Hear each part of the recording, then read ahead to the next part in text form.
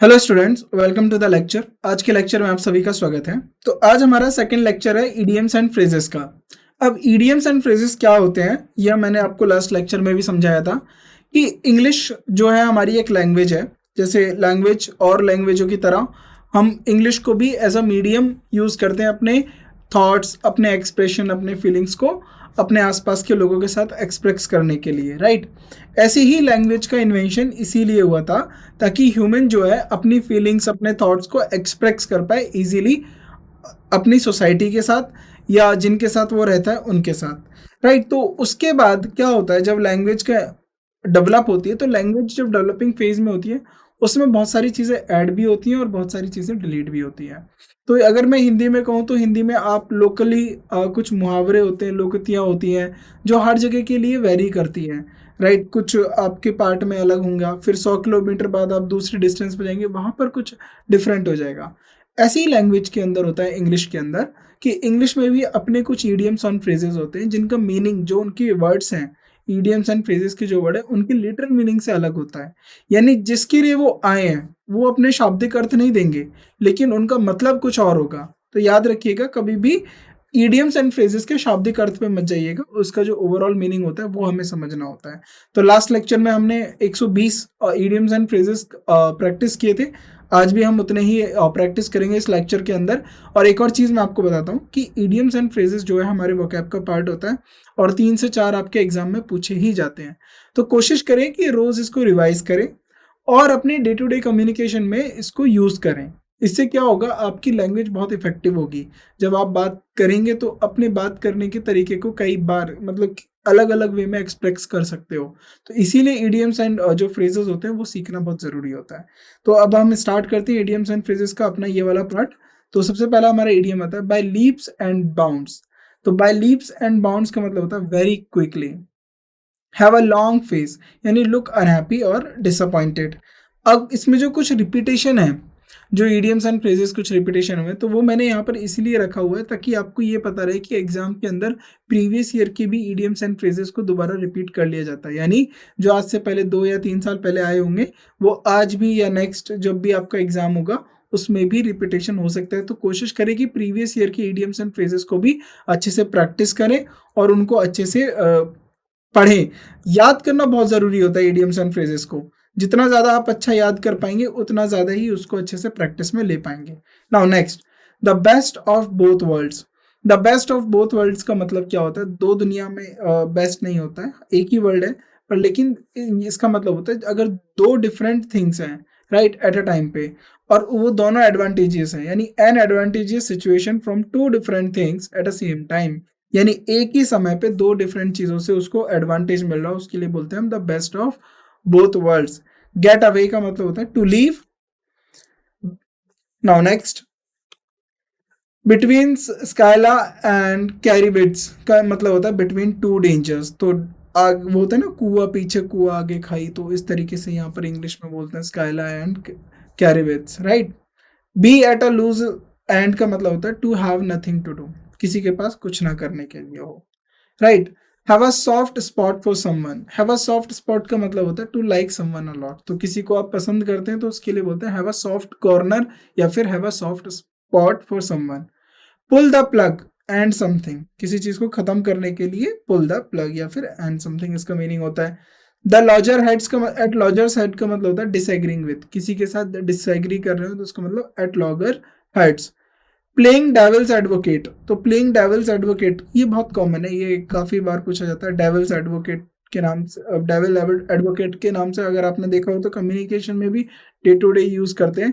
One who argues against something just for the sake of arguing, तो यानी कोई किसी इस बात पे ही आर्ग्यू कर रहा है जिस उसको आर्ग्यू करना ही है, तो यानी किसी का पक्ष, गलत चीज का भी पक्ष लेने का मतलब यही होता है डेविल्स एडवोकेट, शैतान का वकील जिसे अगर हम हिंदी में समझे तो। बैकआउट का मतलब होता है टू विदड्रॉ फ्रॉम, किसी जगह से विदड्रॉ कर लेना। Comparing apples with oranges, unequal comparison, तो एप्पल एक डिफरेंट थिंग है, ऑरेंज एक डिफरेंट थिंग है, तो इसका लिटरल मीनिंग ये नहीं है कि सेब और संतरे को हम कंपेयर कर रहे हैं, यानी दो अलग चीजों को कंपेयर कर रहे हैं, यानी comparing apples and oranges, unequal comparisons. Lion share, largest share, lion share का मतलब होता है लार्जेस्ट शेयर, किसी में ज्यादा हिस्सेदारी को हम बोलते हैं largest share. Get the eggs, lose the job, get the x का मतलब होता है लूज द जॉब, जॉब को खो देना, right. Now wipe the floor with someone, to defeat someone, किसी को हरा देना, right. Wipe the floor with someone, to pay lip service, to express loyalty, respect और support for something insincerely, right. तो किसी से लॉयलिटी, रिस्पेक्ट और support करते हो, किसी को एक्सप्रेस करते हो, तो उसके लिए हम ये वाले इडियम्स यूज करते हैं। Every dog has his day, तो इसका मतलब होता है everyone has a good luck और success at a point of time, तो हर किसी को किसी ना किसी पॉइंट पे सक्सेस या गुड लक जरूर मिलता है। कम अबाउट का मतलब टू हैपन, किसी चीज का होना। ब्रेक अ लेग का मतलब होता है विश समवन गुड लक, तो किसी को गुड लक करने के लिए break a leg. Miss the boat का मतलब होता है miss an opportunity, miss the boat को याद रखेंगे, ये मिस का मतलब होता है miss an opportunity, right. Next, on cloud nine का मतलब extremely happy. Sum and substance का मतलब होता है एसेंस, किसी बात का एसेंस निकालना, राइट। अंडर अंडर ड्यूरिस का मतलब होता है under pressure. Apple of one's Sai का मतलब होता है वेरी डियर, तो एप्पल ऑफ वन साई का मतलब होता है जो कोई बहुत ज्यादा प्यारा हो, पसंद हो, तो यानी apple of one's eye. Up in arms का मतलब rebellion. Cut straight to the chase, avoid unnecessary introduction and go to the more important point, यानी कम टू द पॉइंट, तो सीधा पॉइंट पे। Cut to the cake, cut to the straight, तो इसका मतलब यही होता है कि come to the point. Make one's blood boil का मतलब होता है, देखिए ब्लड बॉयल का मतलब होता है कि किसी को बहुत ज्यादा गुस्सा दिलाना। Hard of hearing, partially deaf. Elbow grease, hard physically effort, किसी के लिए फिजिकली ज्यादा, बहुत ज्यादा फिजिकली एफर्ट लगाने पड़े, तो elbow grease, right. Donkey's years का मतलब a very long time. Make someone's flesh crawl और creep, to make someone feel disgusted, afraid और फ्राइडेंट, तो यानी फ्राइडेंट का मतलब होता है किसी को बहुत ज्यादा निराश, डरा देना, भयभीत कर देना। Start from scratch, start from scratch का मतलब होता है शुरुआत से शुरू करना, सब कुछ दोबारा एंटायरली, यानी सारा सब कुछ शुरुआत से शुरू करना, right. Chip off the old block का मतलब होता है someone who resembles their parent, यानी जो अपने पेरेंट की तरह दिखता हो। To bite the blood, force oneself to do something unpleasant, unpleasant का मतलब है कि जो कुछ ऐसा वो ना कर पाए उसके लिए उसको फोर्स किया जाए करने के लिए, to bite the blood. Cost an arm and leg, too expensive for us to buy, तो यानी देखिए इसका मतलब होता है कि cost an arm and leg, यानी हाथ पैर के कॉस्ट की बात नहीं करिए, यानी कुछ बहुत ज्यादा एक्सपेंसिव जिसको ना खरीदा जा सके। To bite the blood, to be brave in a difficult situation, तो बाइट द ब्लड का मतलब एक और मीनिंग होता है कि डिफिकल्ट सिचुएशन में ब्रेव होना। Call a spade, talking to frankly, तो ज्यादा फ्रेंकली बात करते हैं हम, right. To draw blank, to be unsuccessful at eliciting a response, right. Man of letters का मतलब स्कॉलर, पढ़ाकू जिसे हम बोलते हैं। जंप द गन का मतलब होता है स्टार्ट समथिंग टू सून और एक्ट हेजिटेटली, यानी किसी चीज को हम जल्दी से शुरू कर दे। In your body suit, not wearing any clothes. Twist someone's arm का मतलब होता है to try to force someone to do something, तो किसी को फोर्स करना किसी चीज को करने के लिए, यानी twist someone's arm. Next, cast aside का मतलब होता है टू रिजेक्ट, मना कर देना।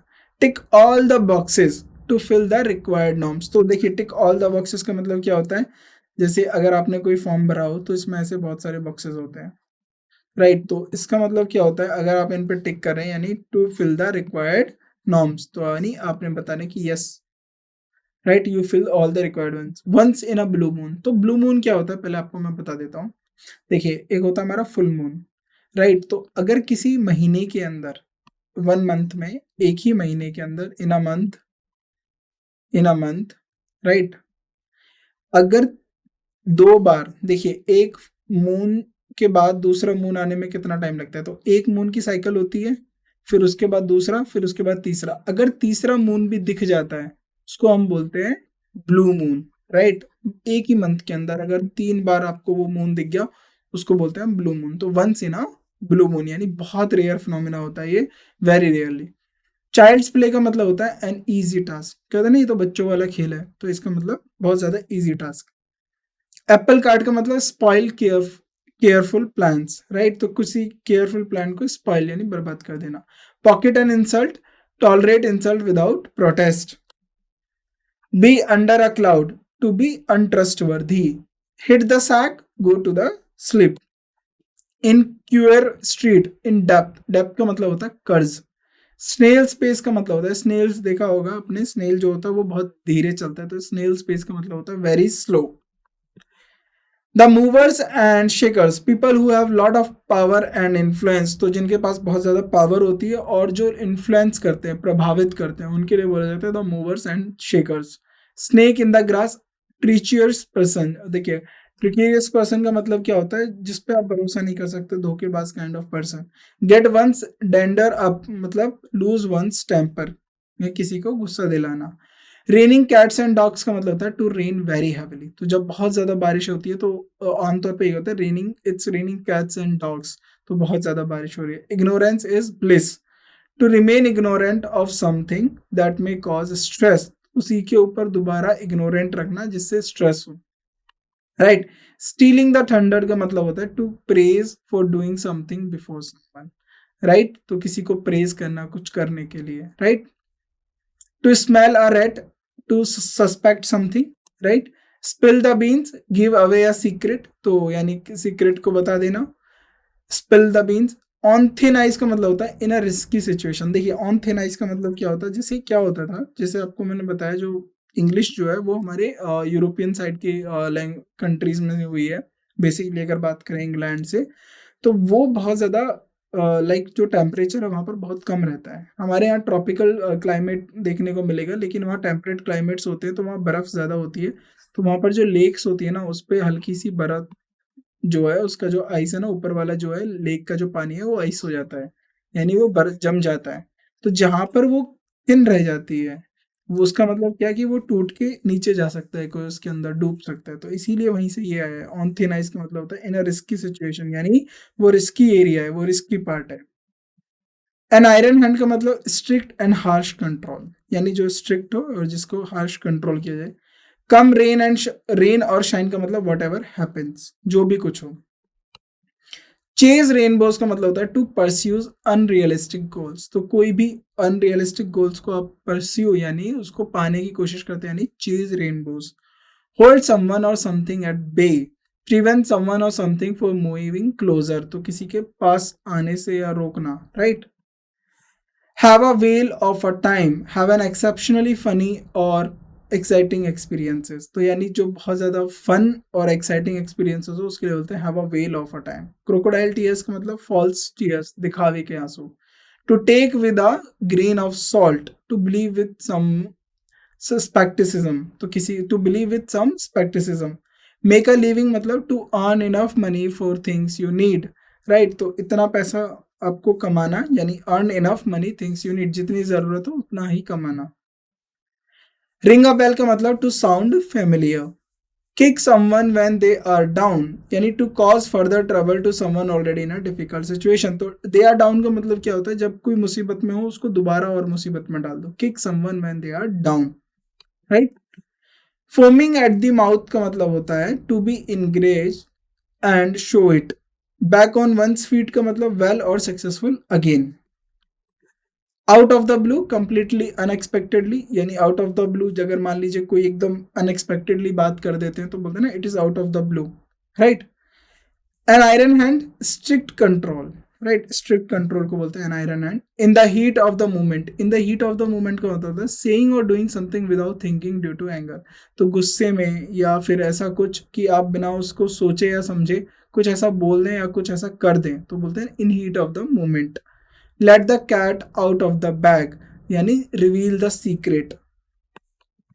To raise a dust, to cause disruption और confusion, to raise a dust का मतलब होता है डिसरप्शन और कंफ्यूजन क्रिएट करना, right. Have an axe to grind का मतलब to have an ulterior motive. Keep an eye on, to watch over attentively.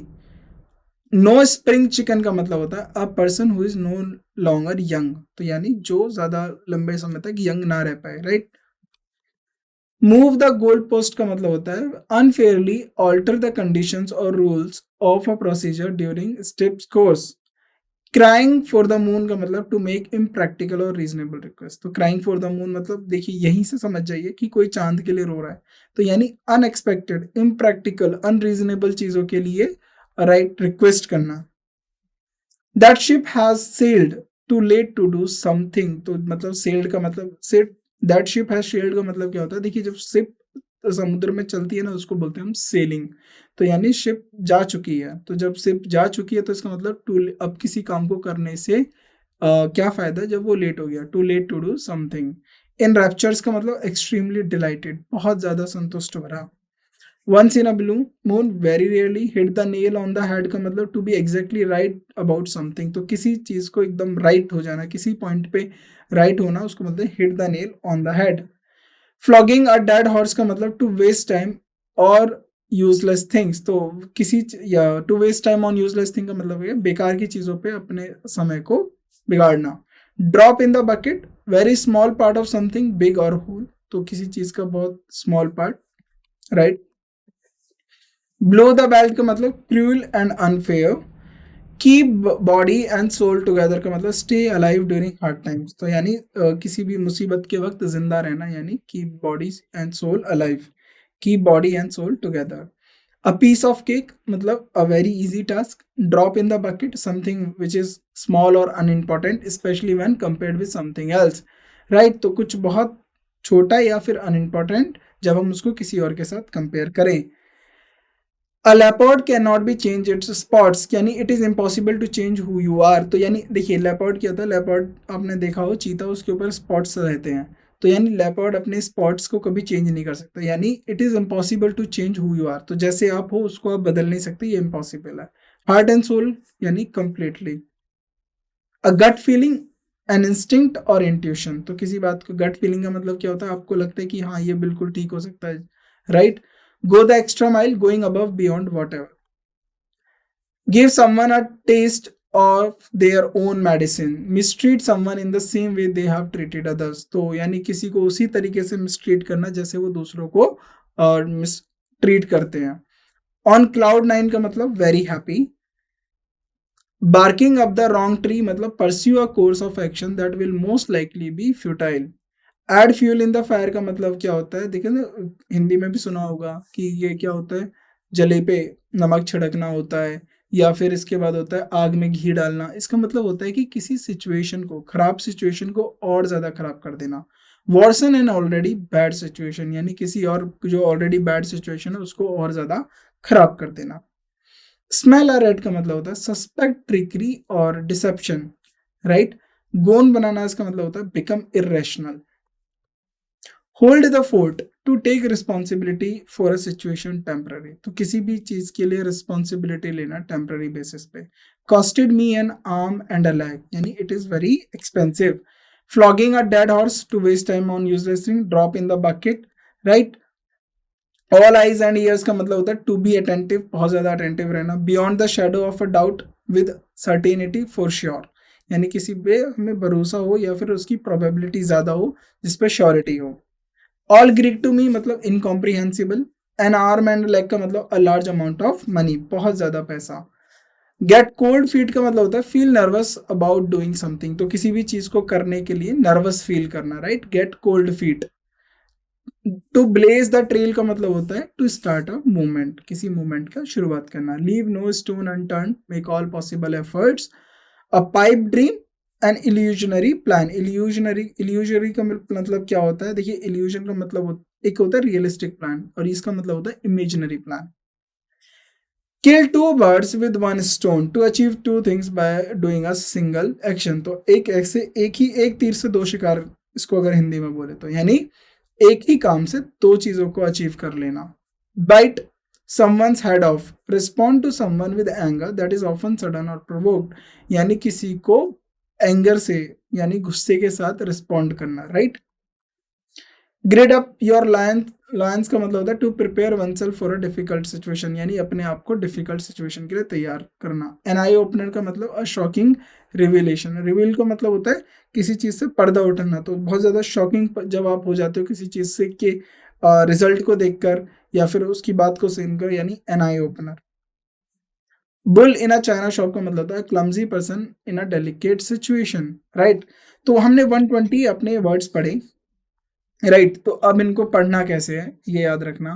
देखिए इसमें कुछ रिपीट है, अब वो रिपीट मैंने इसलिए दिए क्योंकि मैंने ये ना कुछ प्रीवियस ईयर क्वेश्चंस के साथ भी मैंने इनको देखा था। वहाँ पर भी क्या होता है कि कुछ अगर 5 साल के आप प्रीवियस ईयर की तैयारी कर लो किसी भी एग्ज़ाम के, तो आपको देखने को मिलेगा कि जो हमारे इडियम्स एंड फ्रेजेस होते हैं, वोकैब होते हैं, वो कुछ रिपीट होते हैं। तो आपको ये याद रख इस बात की इम्पोर्टेंस दिलाने के लिए ऐसा किया जाता है, ताकि आप अपने प्रीवियस ईयर क्वेश्चंस को अच्छे से करें। एग्ज़ाम में प्रीवियस ईयर को करना बहुत ज़रूरी होता है, उससे आपको एक आइडिया मिल जाता है किस तरीके के क्वेश्चंस आपके पूछे जा रहे हैं, राइट? तो जब आपको पता रहेगा कि इस तरीके के क्वेश्चंस पूछे जा रहे हैं, तो आप उसको और ज़्यादा अच्छे से तैयार करेंगे। एंड वन मोर थिंग, अब ये वोकैब को मैंने आपको बताया किस तरीके से तैयार करना है, तो आप एक और तरीका है रीडिंग। जितना हो सके आप रीडिंग करिए। अब देखिए वोकैब जो आपको इडियम्स एंड फ्रेजेस मिलेगा ना, वो फिक्शंस में मिलेंगी आपको।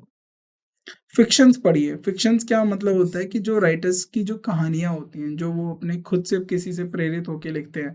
तो और एक होता है नॉन फिक्शन। नॉन फिक्शन किसी हिस्ट्री का पार्ट हो सकता है, किसी की बायोग्राफी हो सकती है, किसी की जीवन का कुछ एक हिस्सा हो सकता है, किसी घटना के बारे में बात हो सकती है, कोई पॉलिटिकली बात हो सकती है, तो वो होता है non fiction category. Fiction category का मतलब क्या होता है? फिक्शंस का मतलब क्या होता है कि इमेजिनरी कोई कहानी लिखता है इन फिक्शन। राइट, तो कुछ इमेजिनरी, कुछ राइटर का थॉट हो सकता है, राइटर का कुछ अपना एक्सपीरियंसेस, लेकिन उसमें कुछ अलग से वो ऐड करके दे रहा है। तो उसमें काफ़ी रिच वोकैब मिलेगी आपको। अब रिच वोकैब का मतलब क्या है कि वहाँ पर आपको देखिए वर्ड्स मिलेंगे, राइट? वर्ड्स को आप चेक करोगे, उनके मीनिंग्स पता मिले आपको पता चलेगा, उसके सिनोनिम्स, एंटोनिम्स पता चलेंगे और उसके साथ आपको इडियम्स एंड फ्रेजेस पता लगेंगे। तो देखिए इडियम्स एंड फ्रेजेस कोशिश करिए कि आप जो है इनको याद करें और याद करने के बाद इनको रिवाइज के साथ अपनी डे टू डे कम्युनिकेशन में यूज करें, राइट? जब आप इस तरीके से करेंगे तो इससे क्या होगा, आपको याद होने लगेंगे इडियम्स, तो आपको उसको अलग से एफर्ट या एक्स्ट्रा टाइम देने की जरूरत नहीं पड़ेगी। तो कोशिश करिए कि जो भी आप इडियम सीख रहे हैं उनको याद रखें। अब हमने 240 इडियम्स करे हैं, राइट? अब आप हर दिन उसमें से अगर 20 भी इडियम्स रोज रिवाइज करेंगे, तो भी उसके बाद आप देखिए रिवाइज करते रहेंगे तो आपको याद होता रहेगा। फिर उसके बाद मॉक टेस्ट दीजिए, प्रीवियस ईयर क्वेश्चंस दीजिए, उसके थ्रू आपको और ज़्यादा याद हो जाएगा। तो प्रैक्टिस ज़्यादा करना है। वोकैब पे एक ही तरीका है, जितना ज़्यादा आप प्रैक्टिस करेंगे उतना ही ज़्यादा आपको याद होगा, राइट? अगर आपने वोकैब छोड़ दिया तो एग्जाम में बहुत दिक्कत हो सकती है। 40 टू 50% तक का जो वोकैब होता है उसका वेटेज होता है आपके एग्जाम के अंदर। तो इस बात को ध्यान रखना है कि वोकैब बहुत ज़रूरी है। वोकैब के बिना नहीं हो पाएगा, तो वोकैब को आपको रेगुलरली अटेंड करना है, रिवाइज करना है, प्रैक्टिस करनी है। जितना ज़्यादा आप प्रैक्टिस करेंगे उतनी ज़्यादा ही अच्छे से आपको वोकैब हो जाएगी, राइट? बाकी इडियम्स एंड फ्रेजेस की हम नेक्स्ट क्लास में और भी इडियम्स एंड फ्रेजेस डिस्कस करेंगे जो हमारे एग्जाम में पूछे जाते हैं। तो पॉसिबली जितने भी इडियम्स पूछे जाते हैं या पूछे गए हैं वो सारे कवर करने की कोशिश करेंगे। देन उसके बाद हम PYQs को भी प्रैक्टिस करेंगे कि एग्जाम के अंदर कितने इडियम्स पूछे जा रहे हैं, किस तरीके से इडियम्स पूछे जा रहे हैं। अब उसके साथ क्या ऑप्शंस रहते हैं जिनको हम देख के पता कर सकते हैं, राइट? फॉर एग्जाम्पल के तौर पे जैसे कि एन आई ओपनर के साथ कुछ और भी एग्जाम्पल दे देंगे, आई ड्रॉप डाल देंगे, कुछ इस तरीके से कर।